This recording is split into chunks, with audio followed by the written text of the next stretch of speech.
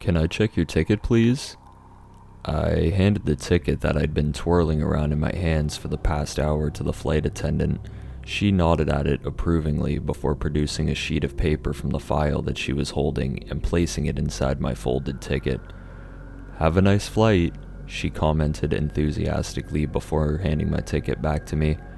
I grabbed my ticket and stared at the folded sheet of paper inside my ticket curiously before finding my seat. Once I settled down in my seat, I removed the folded sheet of paper from my ticket and placed the ticket in my bag. Upon unfolding the sheet of paper, I realized it was a handwritten note. The handwriting seemed rushed.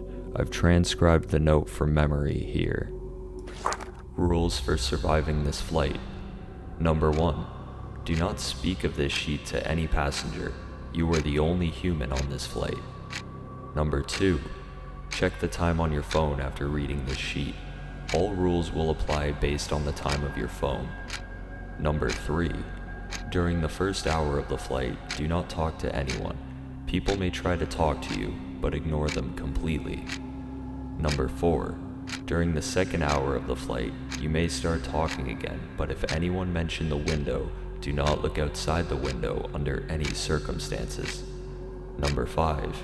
If you hear a child crying in the cabin, immediately run to the bathroom. Number 6. If the screen of your entertainment console suddenly goes black, immediately look away and do not stare at it. Number 7. During the third hour of the flight, the captain will make an announcement. Follow the instructions. Number 8. During the fourth hour of the flight, do not sit in your seat. Number 9. If you make it past the fourth hour, you will need to spend the rest of the flight evading the chaser. You will know who the chaser is when you see them. Number 10. The captain will make an announcement of the plane landing. As soon as you hear this announcement, push your way to the exit door and open it. Number 11. You will find that the outside is simply a black void. Jump into it without hesitation. I reread the rules again while chuckling. Did they give one of these to every passenger, or was I somehow randomly chosen for this prank? I checked the time on my phone just to humor the list. 7:13 a.m. So this would be the first hour of the flight. Suddenly, a young man walked over to my seat and sat right beside me. I gave him a casual side glance and saw that he was carrying what looked like to be a laptop bag. Great, I thought. He'll work on whatever he's doing and leave me alone for the flight. The man didn't even bother to exchange a single word with me as he settled down in his seat and put on his seatbelt. He stared straight ahead and completely avoided me. I let him be and just started to fiddle with my flight console. Some people just like to be left alone, I guess. Soon enough, the captain made an announcement of the plane starting, and the steady hum of the plane engine started to vibrate the entire cabin. The plane started to accelerate until the G-force pushed me into my seat. Moments later, I felt the plane rising into the air. I'm typically not scared of flights, but getting on a flight always makes me a bit nervous. This time though, my stomach was in knots and beads of my sweat were running down my forehead. My instincts told me I was stepping into danger, grave danger. I dismissed my thoughts and that awful gut feeling, chalking it down to feeling a little creeped out by the note. The young man on my left suddenly tapped on my shoulder. I jolted up like I'd just been electrocuted. Even through my jacket, his hand felt cold and heavy, like a dead person's hand. I turned around and faced the young man. His face seemed wrong. You know how those realistic human robots can creep people out because of how close to human they are, yet subconsciously we can tell that they aren't human? This man was giving me that same unsettling feeling, and his facial features were just artificial in a way I couldn't place.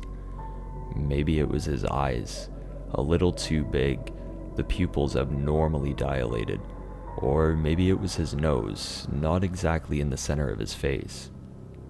Or perhaps it was his mouth, lips way too thin and long. Don't get me wrong, he didn't look obnoxiously fake. In fact, it was those very subtle blemishes in his facial features that made him look like something trying to look like a human. And then he spoke.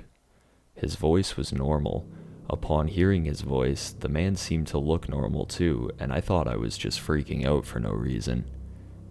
"Hey, do you wear headphones?" He asked. That was a weird question to ask. Did he want headphones? I was about to open my mouth to speak when he spoke again.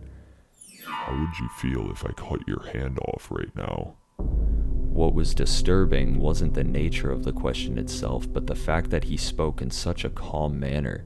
It was as if he was asking me how my day was. Suddenly, my mind went to the list of rules that I had subconsciously been squeezing in my hand. The first rule said to not talk to anyone on the flight, no matter how much they try to talk to you. I decided to ignore the man. He seemed really weird anyways, and if I was being honest, the list of rules wasn't the reason I chose to ignore him. He stopped pestering me and returned to work on his laptop. I looked over at his laptop slowly and gasped at what I saw on his screen. He had a photo of me on his screen.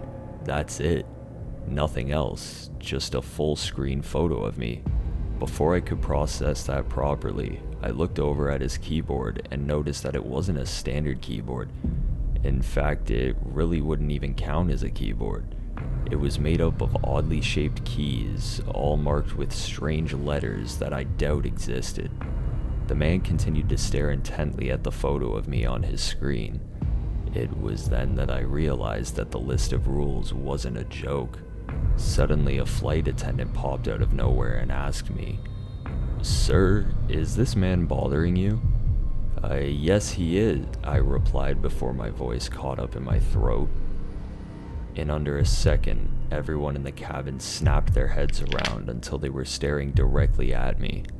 Their faces, they all looked wrong, inhuman. Slowly, their long, thin lips curled into wide smiles, and red tears started to roll down their faces.